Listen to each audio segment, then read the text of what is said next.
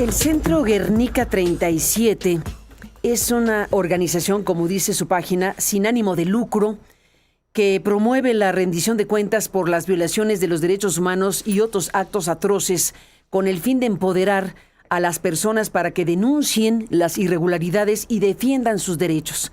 Y tienen una misión que se puede ver en su página, que está, bueno, pues acompañada de este cuadro histórico de Picasso, Guernica. Y bueno, pues dice, nuestro objetivo es recuperar la perspectiva social en la búsqueda de justicia, diseñando nuestro trabajo a partir de un análisis contextual histórico de situaciones en las que las comunidades se organizan y se enfrentan al abuso de poder, la violencia y la marginación. Buscamos abordar situaciones derivadas de irregularidades organizativas que generan patrones complejos de perpetración y que requieren respuestas multifacéticas. Junto con socios locales, nuestro objetivo es confrontar a personas y organizaciones poderosas, tanto públicas como privadas, involucradas en la planificación, ejecución y encubrimiento de violaciones de derechos humanos y otros abusos de poder. Al mismo tiempo, el Centro Guernica 37 promueve diversas formas de rendición de cuentas.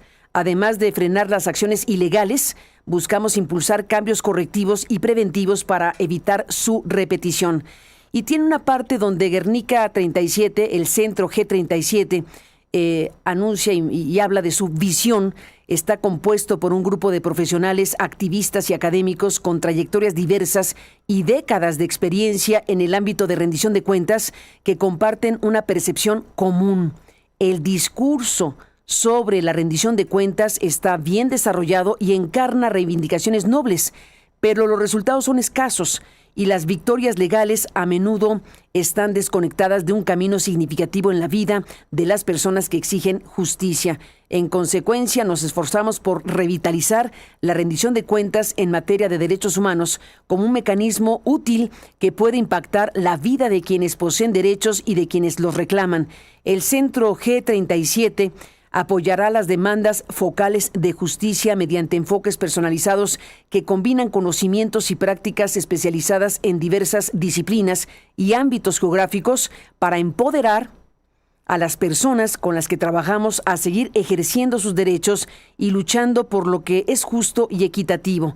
Y bueno, pues viene aquí la parte donde ellos desarrollan su trabajo, su equipo, lo que han realizado a lo largo de mucho tiempo.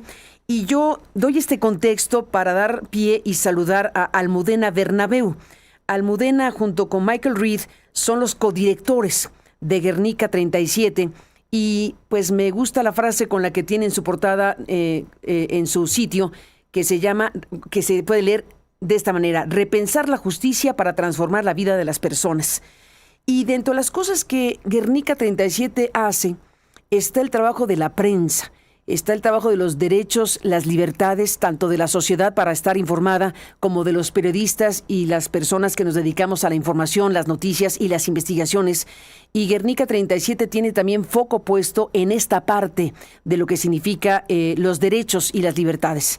Por eso le propuse a Almudena Bernabeu, que por cierto se encuentra en México, bienvenida a México, junto con Michael Reed, le propuse un análisis desde su perspectiva de lo que está pasando en estos precisos momentos, que tiene que ver con la exposición de Luisa María Alcalde el miércoles con el tema de la red que ella describió sobre la amplificación artificial de informaciones contra el gobierno y la lista de nombres y apellidos, y lo que la presidenta de México ha dicho también esta mañana, y lo que Luisa María ha explicado en su mensaje segundo, que fue ayer subido en las redes sociales y que también presentamos esta mañana.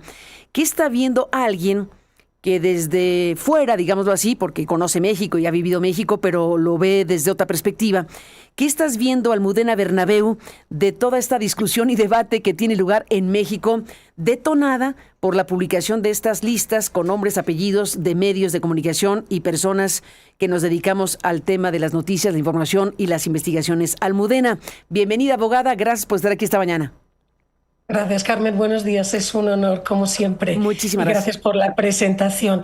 Sabes, me gusta que me lo presente, que me la preguntes así, que estoy viendo, he seguido desde el miércoles la participación de la consejera y efectivamente es que se está viendo desde fuera. Y yo no quisiera ni contribuir a descalificaciones ni escalar. Creo que se ha escalado lo suficiente, pero creo que de este derecho de réplica, que quizá esa es otra conversación, pero habría también que analizar un poco la intención de esa iniciativa por parte de un gobierno democrático, pero creo que lo que no se han dado cuenta efectivamente es que se está viendo y es que revestido de legitimidad, con una intención que puede ser loable inicialmente, que es hablar y desengranar mecanismos de desinformación en un momento en el que estamos todos absolutamente saturados con exceso de información, con redes sociales, con de verdad trolls, con verdades que no son verdades y con una falsedad institucionalizada a través de todos estos medios, es, desde mi punto de vista, muy peligroso y hay precedentes en los que no se puede informar a la población descalificando y no se puede informar creando un problema mayor y es con nombres y apellidos. Asociar nombres y apellidos de profesionales haciendo su trabajo se disienta, sean o no sean críticos disculpa, de un determinado gobierno o de una determinada acción de un gobierno, porque tampoco se es todo el tiempo crítico de un gobierno, no se puede partir del nombre propio y del trabajo, ni siquiera por razones con apariencia legítima. Y lo que se está viendo es, decía la consejera en su explicación, en su justificación, lo importante es lo que pasa después. Cuando estos ecosistemas utilizan la información para atacar al gobierno en estos momentos de México o a la democracia mexicana. Efectivamente, yo le preguntaría lo mismo. ¿Qué pasa después a los profesionales, a los que se les nombra con nombres y apellidos como gente que tienen un discurso crítico y que se les manipula desde otros lugares? Entonces yo creo que tenemos ejemplos suficientes, Carmen, recientes, no hace falta irse a los años 50 o a los años 60, una de las llamadas al buzón de voz de Aristegui Noticias, que me ha parecido muy elocuente, hablaba de Chile, de Argentina y Sí, traía ejemplos del pasado. muy buen comentario. Que, Muy buen comentario. que muy buen comentario y además muy sensato y me ha gustado mucho. Y De don luego ha habido Carlos otro que García, por hablaba de cierto, una. aprovecho el viaje para agradecerle a don Carlos García de la Ciudad de México que nos mandó ese comentario para revisar la historia y tiene toda la razón. No podemos evitar revisar, como tú dices, y como él dice, la historia de los medios, la historia política. Hay muchos elementos que nos hacen discutir este tema con mucha amplitud. Y solo por terminar la idea, porque de nuevo, como tú has hecho y creo que también lo has aclarado, yo tengo mucho respeto por la presidenta de México y por el gobierno de México y no quiero comparar ejemplos que yo pueda citar en absoluto desde el punto de vista político ni de acción gubernamental, pero son ejemplos sangrantes y ejemplos muy recientes como el de Filipinas con Duterte, como el de Hungría con Orbán, donde se arrancó así, es decir, donde se buscaban razones legítimas para exponer periodismo que después se convirtió realmente en una manera de segregar, en una manera de marginalizar y en una manera de apartar.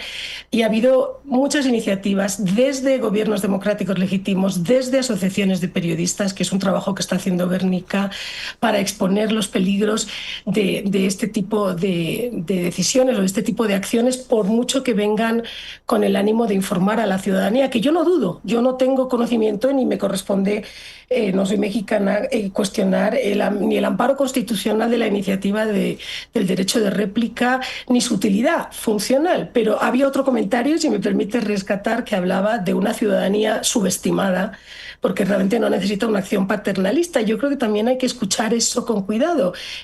No sé si esta iniciativa alcanzará el objetivo que pretende, al menos en su génesis, y creo que puede ser delicado. Sin duda, es parte de la discusión que hoy tiene México y bueno, nos importaba también escucharte, Almudena Bernabeu, porque sí, al final de cuentas es valioso, es útil socialmente útil que haya crítica, que haya señalamientos para discutir de manera robusta en los términos que la gente quiera discutirlo, en los términos que los medios y los analistas podamos discutirlo, en los términos que el gobierno lo plantea. Y bueno, para efectos prácticos, independientemente de que fue, desde mi punto de vista, absolutamente desafortunada la manera en que se expuso el miércoles pasado esto que después explicó en su segundo mensaje Luisa María, hablando de ecosistemas que se alimentan artificialmente, cosa que es cierta. Es decir, hay un elemento que yo decía hace rato, ¿no?, que hemos podido nosotros como periodistas mostrar a través de una investigación como la que publicamos aquí, Televisa Leaks, por ejemplo. Fue una investigación de más de 20 y pico reportajes que nos mostró crudamente cómo es que se puede operar un conjunto de cosas que viralizan las redes, que generan desinformación deliberadamente. Eso evidentemente que existe, no hay la menor duda, pero la forma en que se hizo la exposición del gobierno mexicano, donde colocó nombres y apellidos de personas y de medios como el nuestro, Aristegui Noticias y otros, de la mano de lo que ellos consideran es una red de bots, de pauta, de acción deliberada para dañar a un gobierno, y colocarlo todo en la misma sentada, diciendo que es una red, pues ha generado lo que ha generado, evidentemente. Después viene la explicación de Luisa María diciendo, no, los periodistas están haciendo lo suyo y eso que ellos hacen se usa para multiplicar. Bueno, los dos momentos son importantes seguirlos en su dimensión. De acuerdo, y solo reaccionarte ahí un minuto, yo creo que es eso, sin discutir intenciones, sin discutir qué estaba detrás. Yo creo que la secuencia que explica la consejera es que es absolutamente cierta, lo acabas de decir tú. Hay prensa, todos los gobiernos del mundo tienen prensa a favor y prensa crítica. Yo creo que eso es parte de la madurez democrática. Y creo que un gobierno lo quiere. Un gobierno lo necesita para mejorar, para fortalecerse, es decir, para entenderse. Un gobierno democrático valora la crítica, la considera un factor democrático, no un enemigo. Y ¿sabes qué pasa? Que el periodismo, que yo creo que está viviendo un momento especialmente duro, y te lo digo como por todo el respeto y el cariño que te tengo a ti y a los periodistas en general que estáis, es un momento de vulnerabilidad. Todo el periodismo serio, crítico o no crítico de un determinado gobierno, se va a utilizar por parte de estos troles por las diferentes tendencias. Entonces, sí, explicar ese fenómeno es importante, sí, pero no solamente desde el punto de vista defensivo de un periodismo que puede ser crítico con un gobierno. Es mejor hacerlo con un espectro más amplio de periodismo que muestre todas las tendencias, las que son favorables y las que no lo son. Y creo que ahí ha sido un poco, desde mi punto de vista, la torpeza, que es muy delicada y que puede ser peligrosa.